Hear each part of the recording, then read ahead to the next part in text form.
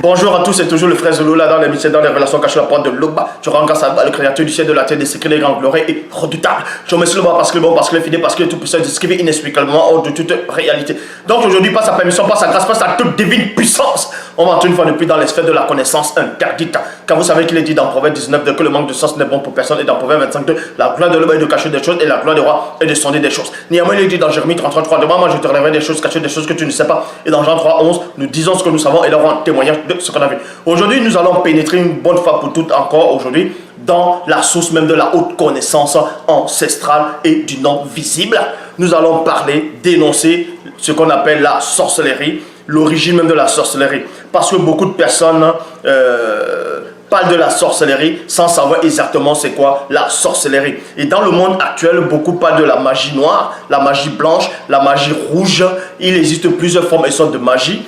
Et les gens ne savent même pas faire, la plupart ne font pas la distinction. Et ou bien essayent même de faire la distinction, de savoir mais c'est quoi la magie blanche, c'est quoi la magie jaune, c'est quoi la magie rouge, toutes ces formes de magie, c'est quoi. Et maintenant d'autres disent mais c'est quoi la sorcellerie. Et ici on va pénétrer dans la source même pour vous dévoiler les secrets de la sorcellerie, les secrets de la magie, les secrets d'énoncer ces sciences occultes. En gros, si vous voulez savoir, ça fait partie des sciences occultes. En surface, les sciences occultes, c'est comme un arbre. Un arbre qui dispose plusieurs branches, dont une branche ici va représenter la magie noire, là va représenter la magie rouge, là va représenter la magie blanche, là va représenter la sorcellerie, là va représenter la divination, là va représenter le médiunisme, c'est-à-dire ceux qui entrent en contact avec les défunts. En tout cas, les esprits familiers, des démons familiers. Donc, il existe plusieurs branches dans les sciences occultes. C'est pour ça qu'on dit les sciences, le pluriel occulte. Mais si vous voulez savoir, tout ça vient de la même source. Mais on va vous nommer les esprits qui ont apporté la notion même de la haute sorcellerie. Les esprits qui travaillent actuellement dans la sorcellerie. Et c'est quoi la sorcellerie? La sorcellerie, d'abord, c'est la désobéissance. Mais on va entrer dans cette désobéissance pour vous montrer en détail avec précision. Pour cela, dans la version authentique originelle, dans Deutéronome chapitre 5 au verset 18, il dit qu'on ne trouve parmi vous personne qui offre son fils ou sa fille en sacrifice, virgule, ni personne qui s'adonne à la magie ou la divination, virgule, qui observe des présages ou se livre à la sorcellerie, qui jette des sorts ou qui interroge d'une manière ou d'une autre les esprits des morts. Les esprits des morts ici, ce sont les démons familiers.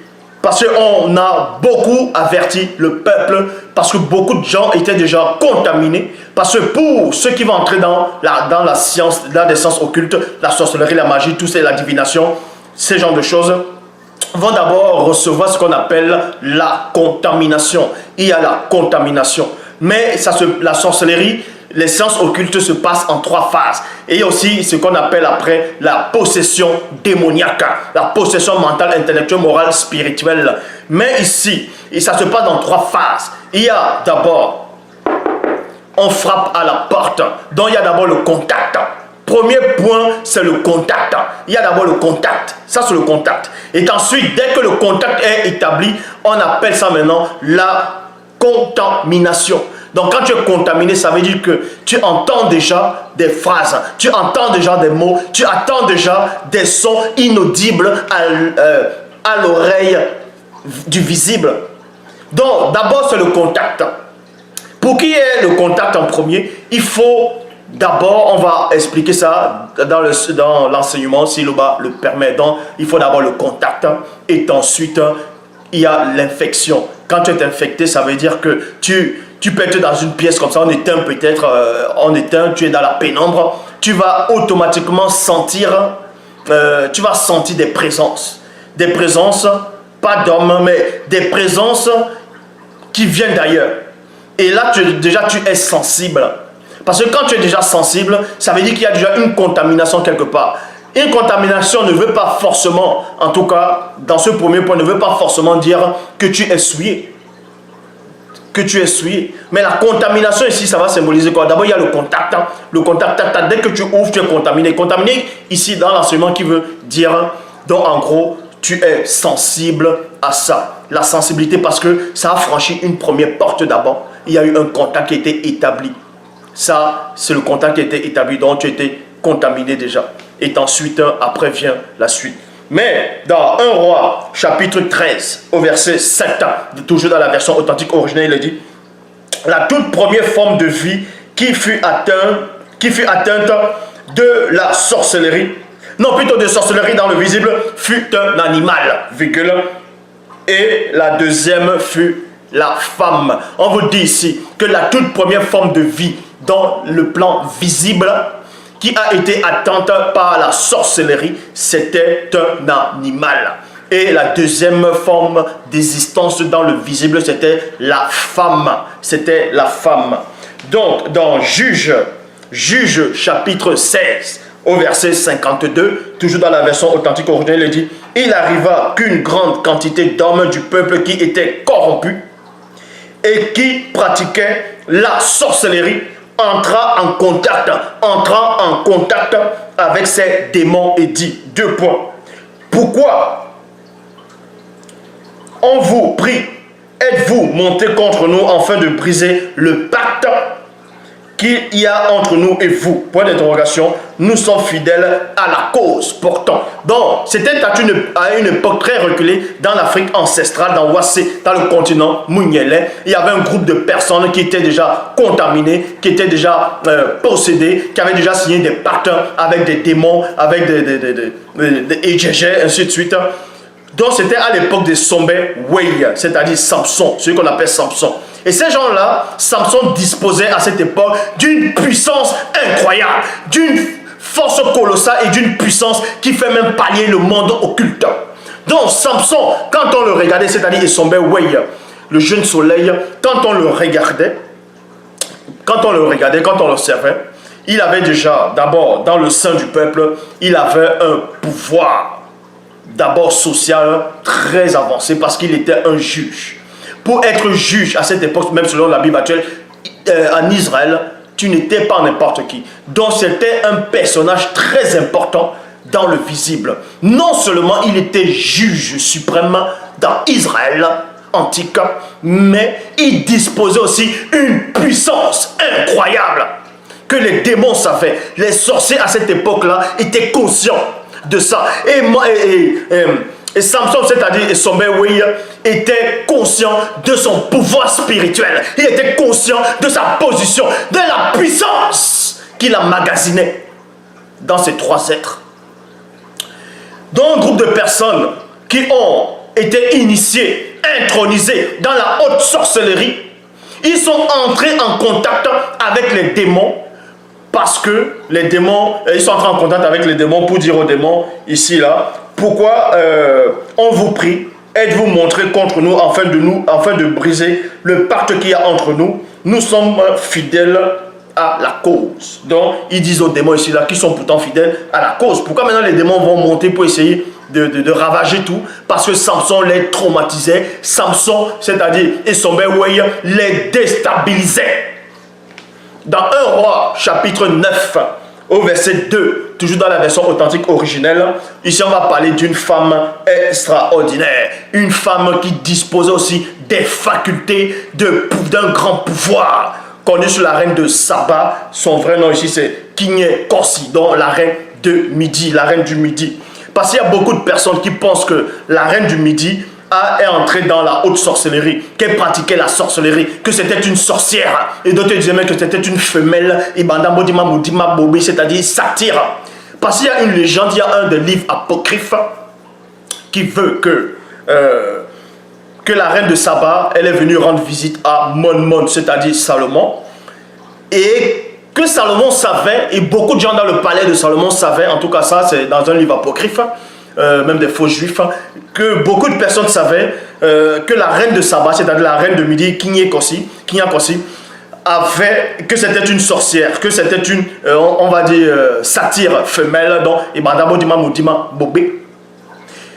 quand elle est venue rendre visite à Salomon dans son palais, on avait le sol c'était bien ciré. En gros, c'était brillant, c'était comme de l'eau.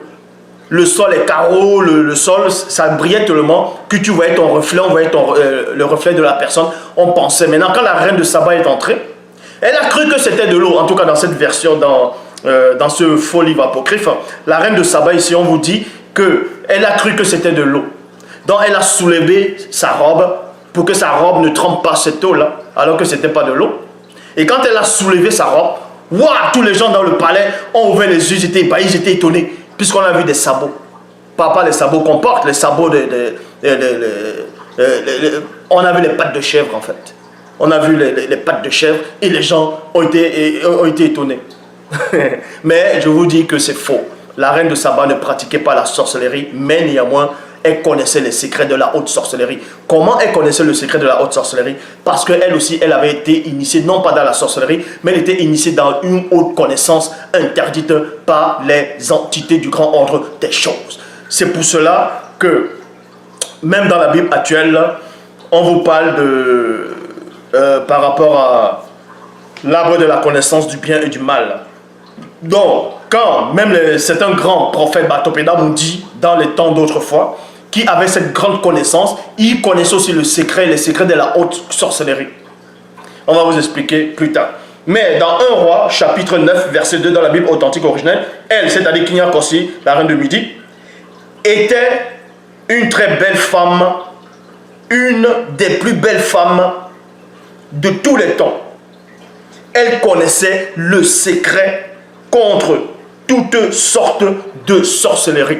Elle connaissait le secret contre toutes sortes de sorcellerie. Parce que dans ce qu'on appelle le Wassé ancestral, c'est-à-dire l'Afrique ancestrale, dans le continent Mounielé, les rois et les reines initiés, quand ils venaient prendre le pouvoir, quand ils venaient s'asseoir sur le siège royal, on les intronisait d'abord, on les initiait. Parce que dans l'Afrique ancestrale, ce que la plupart des gens ne savent pas, je ne parle pas des rois non initiés, je parle plutôt des rois qui ont été initiés. C'est le prophète de Torpéda Mundi qui venait, qui intronisait le roi. Et le roi, maintenant, on l'initiait. Même celui qu'on appelle aussi Eweketandabo, c'est-à-dire le pharaon, dans Wassé, dans l'Égypte ancestrale, c'est-à-dire Djenné. Djenné, ce sont les Égyptiens, c'est les Égyptiens, dont on les intronisait et on leur montrait des grandes connaissances. Et vu que dans le royaume, quand il dit dans le royaume, dans le territoire, dans le vaste territoire, il y avait aussi ceux qui pratiquaient la science occulte. Et maintenant, les rois étaient garants du peuple. Donc eux aussi, ils devaient savoir ce que les autres sorciers savaient. Ils devaient savoir comment les sorciers opéraient. La science occulte, ils devaient être conscients et savoir ces choses-là. Et connaître aussi l'antidote, c'est-à-dire le choc en retour. La notion ou la théorie du boomerang, tu lances, paf, ça revient. Ça s'appelle le choc en retour dans la sorcellerie. Tu lances un sort, boum, ça revient, ça te frappe. Donc ces rois-là et les reines qui ont été initiés, elles devaient connaître ces choses-là. C'est pour cela qu'il est dit ici, elle était l'une des plus belles femmes de tous les temps et c'était une noire. Elle connaissait le secret contre toute sorte de sorcellerie. Point. 1 Roi chapitre 12, verset 28, toujours dans la version authentique originelle. Il, c'est-à-dire Monmon, dans la Bible classique actuelle, on le nomme Salomon. Donc il, Monmon, comprit aussi le mécanisme vibratoire. Le mécanisme vibratoire de la grande sorcellerie et des sciences secrètes. Donc Monmon, lui, Salomon, était dans une autre branche, était dans d'autres sphères très élevées. Il connaissait, lui, carrément, le mécanisme vibratoire de la sorcellerie. Et oui, de la grande sorcellerie et des sciences secrètes. C'est pour ça qu'il y a beaucoup de personnes qui sont dans les loges maçonniques, qui pensent que Salomon invoquait même des démons pour construire son palais. D'autres pensent que Salomon était un grand magicien, un grand sorcier. Non, c'est parce qu'il avait la connaissance interdite. Il était initié par les entités du grand ordre des choses et par l'entité. Et dans 1 roi, chapitre 3, non, 1 roi, chapitre 13, au verset 3, toujours dans la Bible authentique, dans la version authentique originale, il le dit, car la sorcellerie qui est pratiquée dans le visible et le non visible est issue des entités occultes connues sous les noms de Namuloloma Mungulane, c'est-à-dire les anges déchus. Cette forme de sorcellerie est utilisée par les Mingu, c'est-à-dire sirènes des eaux. Pas seulement les sirènes des eaux, par différentes formes, mais ici, dans cette classe-là, dont elle est utilisée par les Mingu, les sirènes des eaux, démons, pythons et dimouti, c'est-à-dire légion djinn. Dans le but de nuire à tous ceux, premièrement issus de la race originelle, donc noir, et les éloignant des lois et des ordonnances du verbe de Loba, afin qu'ils périssent. Point. Donc le but de la sorcellerie, c'est d'éloigner le peuple hors du verbe de Loba, c'est d'amener le peuple contre les lois du verbe, c'est contre les préceptes, contre les ordonnances. Ça, c'est le but de la sorcellerie, de toute forme de magie. C'est d'abord aussi, il y a, comme je dis, certains qui ne font pas la magie, mais ils font ce qu'on appelle la prestidigitation, sont les prestidigitateurs. Ils font des tours de passe-passe, comme on va parler d'autres vont parler de David Copperfield. Ils vont parler de beaucoup de magiciens qui vont se produire à Hollywood ou un peu partout. Tous ces secrets-là, on sait, on connaît ces choses-là. Et vous allez voir aussi, il y a un connu sous le nom de Chris Angel. On vous montre comment il marche sur l'eau, sur une piscine. Et les gens nagent dans la piscine, on dit, mais comment il fait? Ça, c'est pas un secret. Ça, c'est pas un secret. Ça, c'est facile, ça. Quand vous voyez les gens, on va me péter, oh, quelqu'un te marche sur l'eau, il marche sur un lac, ou bien sur... Et ça, on sait comment, c'est tout là, on sait comment ils font ça. Ils prennent juste les Pepsi Glass. Les Pepsi Glass, c'est quoi? Ils prennent des Pepsi Glass qui est transparent. Le Pepsi Glass transparent, là. Une grande table comme ça, là, au départ de la piscine, ils le trempent comme une grande table en forme de Pepsi Glass qui va arriver jusqu'au bout. Et maintenant, vu que c'est une table, il y a des appuis. C'est posé dans la piscine. C'est pour cela, quand vous les voyez soi-disant marcher sur l'eau, ils suivent toujours une ligne droite. Vous n'allez jamais les voir marcher vite ou bien courir comme ça là. Non. Parce qu'ils voient le Pepsi Glass là. Mais ceux qui sont à l'extérieur, ils ne voient pas. Et maintenant, il y a des gens qui vont nager en dessous parce qu'eux, ils sont conscients de ça. Eux, ils sont... ce sont des complices. Donc, ils vont nager à travers les barres qui retiennent le Pepsi Glass là. Mais quand on monte la caméra... Mais on voit de l'eau, on voit les gens qui nagent en bas et on voit quelqu'un qui marche au-dessus de l'eau. On va dire, mais on ne voit rien. Le Pepsi Glass, c'est transparent. Donc quand on le met dans l'eau, on ne le voit pas. Mais lui, il va déjà voir parce qu'il connaît le point de départ. Il y a des endroits où il va se repérer. C'est comme ça qu'ils font. Donc ils ne font pas de magie, ils ne font pas de sorcellerie, ils sont des prestidigitateurs. Et aussi la lévitation. Ceux qu'on va montrer, ils vont léviter. Vous n'allez jamais les voir voler comme les oiseaux, aller vite, comme se déplacer vite. Non. Ils vont toujours lever les bras comme ça, là. Ils vont monter tout doucement, toujours. Mais, parce que, quand les gens vont voir, même quand on les monte même dehors, on va regarder, on ne voit rien. C'est facile. C'est toujours un fil transparent, une corde transparente qu'on met là. Il y a une grue. De loin, que vous n'allez pas voir la grue, vous ne verrez pas cette grue-là. Donc, il faut, quand vous avez la connaissance, la haute science, on ne va pas vous laisser avoir facilement. Donc tous ceux qui se disent magiciens, sorciers, tous ces sont des rigolos. Mais on ne va pas entrer dans les tours des prestidigitateurs, d'autres qui vont prendre une liasse de cartes. Il y a une vitre là, ils lancent la carte, les grosses cartes comme ça, et les cartes tombent. Et on voit une carte qui est accrochée derrière l'autre derrière la vitre. Les gens ont dit, waouh, comment il a fait? Est-ce que la vitre est devenue immatérielle et la carte est entrée, ça s'est collé de l'autre côté? Non, tous ces tours-là, on sait comment ils font ça. Mais on n'est pas ici pour parler de ces petits rigolos-là. Donc, on vous dit ici dans 1 Roi chapitre 13, à partir du verset 3 dans la Bible authentique, dans la version authentique originelle, car la sorcellerie qui est pratiquée dans le visible et le non visible est issue des entités occultes connues sous le nom de Namuloloma Mungulane, c'est-à-dire ange déchu. Cette forme de sorcellerie est utilisée par les Mingu, sirènes des eaux, démons, pythons et dimouti, c'est-à-dire les gens djinns, dans le but de nuire tous ceux qui, premièrement, issus de la race originelle et en les éloignant des lois et des ordonnances du verbe de l'Oba, afin qu'ils périssent. Cette sorcellerie fut intronisée à certains non-initiés blancs et sang mêlés par les Mingus, c'est-à-dire sirènes des eaux, démons, pythons et Dimouti, c'est-à-dire légion, donc djinn. C'est ainsi qu'ils devinrent des sorciers et sorcières. Point. Dans 2 Rois, chapitre 7, dans 2 Rois, chapitre 7, au verset 10, toujours la version authentique originelle, plus tard, le roi des Banapa, là c'était à une période très reculée dans l'Afrique ancestrale, dans le continent Mounielé, c'est-à-dire Wassé. Il y avait beaucoup de batailles spirituelles à cette époque-là. Les rois non initiés aussi livraient des batailles spirituelles. Il y avait le peuple aussi qui luttait spirituellement. Donc on dit ici que plus tard, le roi des Banapa fit de la sorcellerie ancestrale. Parce que même ces rois-là non initiés, aussi on les initiait à certaines sorcelleries, à certaines sciences occultes.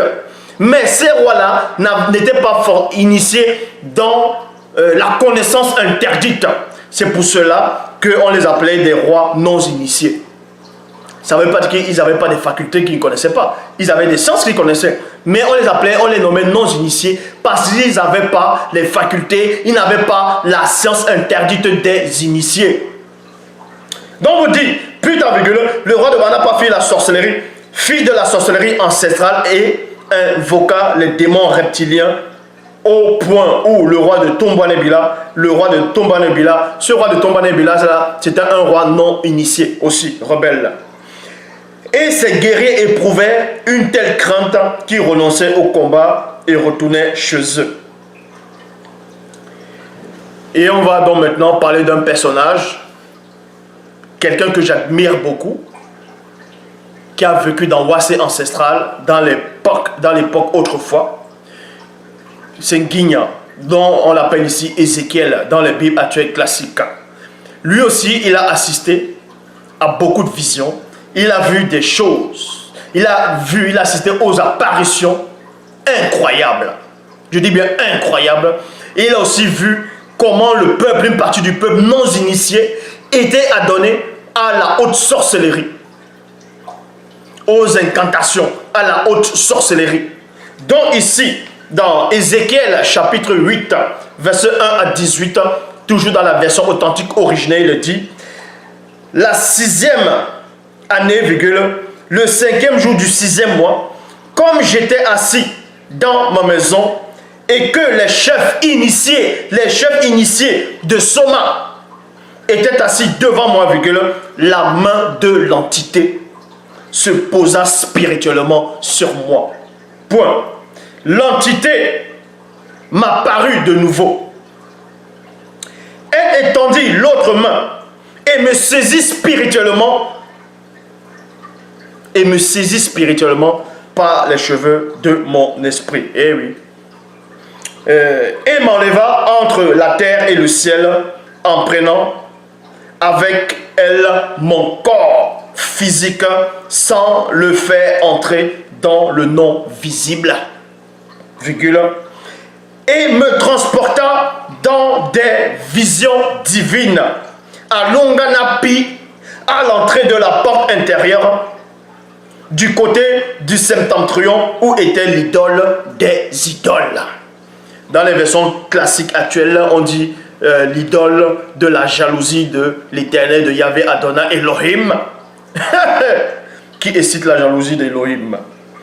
Donc, dans le verset suivant, il dit: et voici, le reflet de la glorieuse présence de la révélation interdite était là.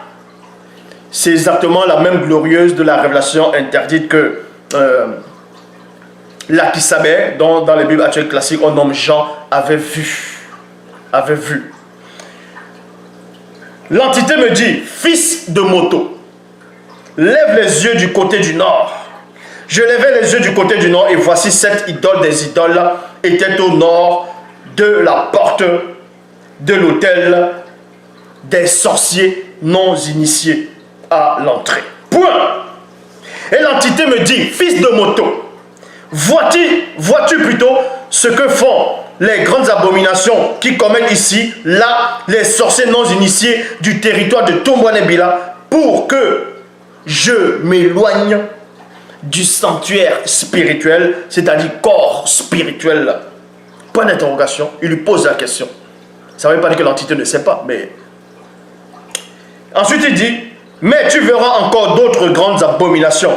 Alors, elle me conduisit à l'entrée du pavis. Je regardais et voici, il y avait un trou dans le mur. Point. Et l'entité me dit, fils de moto, perce la muraille, perce la muraille.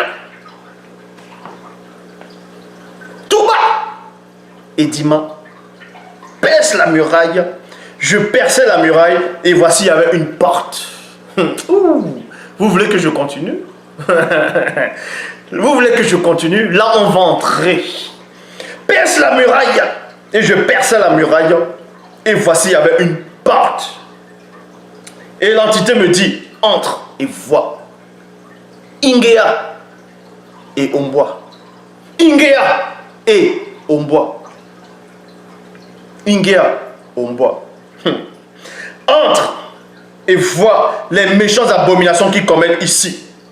J'entrais et je regardais et voici il y avait toutes sortes de reptiles et de démons abominables, et toutes les idoles des sorciers non initiés du territoire de Tombouanébila tout autour.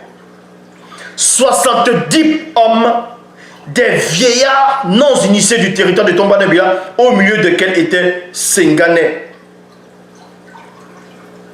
Jazania, fils de Pakatolo Shepha, se tenaient devant ces démons, chacun un encensoir à la main. Et il s'éleva une épaisse nuée d'encens. Une épaisse nuée d'encens. Point. Et l'entité me dit, fils de moto, vois-tu ce qu'ils font dans les ténèbres les vieillards non initiés du territoire de Tombouanébila? Point d'interrogation. Car ils disent, l'entité ne voit pas, l'entité a abandonné le pays. Bon, ces démons apparaissent, ils sont là dans les sciences occultes, dans les messes noires, dans les messes. Ça ne veut pas dire que le démon apparaît physiquement. Le démon, il apparaît. Apparaître ici, ça veut dire quoi? Ça veut dire qu'il va apparaître dans la bulle territoriale de la vision des yeux de l'esprit de ces sorciers non initiés.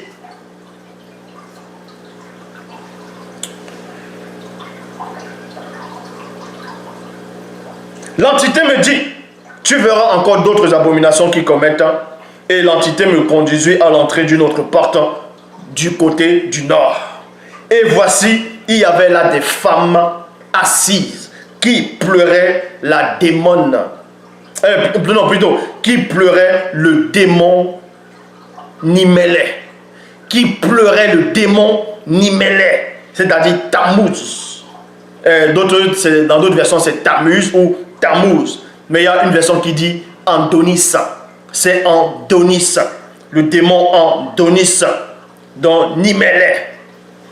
Et elle me dit, vois-tu, fils de moto, point d'interrogation, tu verras encore d'autres abominations plus grandes que celle-là. Et l'entité me conduisit dans le pavé intérieur. Et voici, à l'entrée du temple, entre le portique et l'autel, il y avait 25 hommes tournant le dos du temple, au temple, le visage vers l'est, et ils se prosternaient à l'ouest devant le soleil. Et elle me dit, vois-tu, fils de moto, point d'interrogation, est-ce peu pour eux de commettre les abominations qu'ils commettent ici? Point d'interrogation. Faut-il encore qu'ils remplissent le pays de violence et qui ne cesse d'irriter l'entité des châtiments entrant du domaine de la nature? Point d'interrogation. Voici, ils approchent le rameau à leur nez. L'entité des châtiments entrant du domaine de la nature aussi agira en fureur plutôt, avec fureur. Son regard sera spirituellement sans pitié et n'aura point de miséricorde. Quand ils crieront à voix haute, ils ne seront point secourus. Voilà ce qui se passait parmi le peuple dans plusieurs territoires dans Ouassé. D'autres qui étaient vraiment contaminés, qui étaient possédés mentalement, intellectuellement, moralement et spirituellement. Et il y avait aussi des rois, qui étaient atteints qui pratiquaient la haute sorcellerie, des rois non initiés, mais après ils sont devenus initiés. Donc ils étaient dépossédés, ils sont devenus initiés. Le cas ici dans Moukaï Sedi, c'est-à-dire Daniel chapitre 1, verset 13. Dans la version authentique originelle, il dit: c'est Namuloloma Mungulane, c'est-à-dire ange déchu, l'initié, pas initié Daniel, mais ils ont initié Ekoto, c'est-à-dire Nebuchadnezzar, d'autres vont dire Nebuchadnezzar. À la plus grande des sorcelleries des temps anciens, toute forme de science occulte dont le personnage qu'on nomme Nebuchadnezzar ou Nebuchadnezzar, c'est-à-dire ici son vrai nom c'est Ekoto, était initié à la plus puissante et la plus, c'est-à-dire les hautes sphères de la sorcellerie même extrême. C'est pour ça que même dans la Bible actuelle, dans le livre de Daniel, version classique, il représentait cet arbre-là et tous les animaux, tous les oiseaux venaient s'abriter. Parce que lui, il possédait la haute sorcellerie, la science. Il était le plus puissant. Donc c'était un sorcier du premier ordre. Celui qu'on nomme Nebuchadnezzar, le roi de Babylone, de Djombelamundi.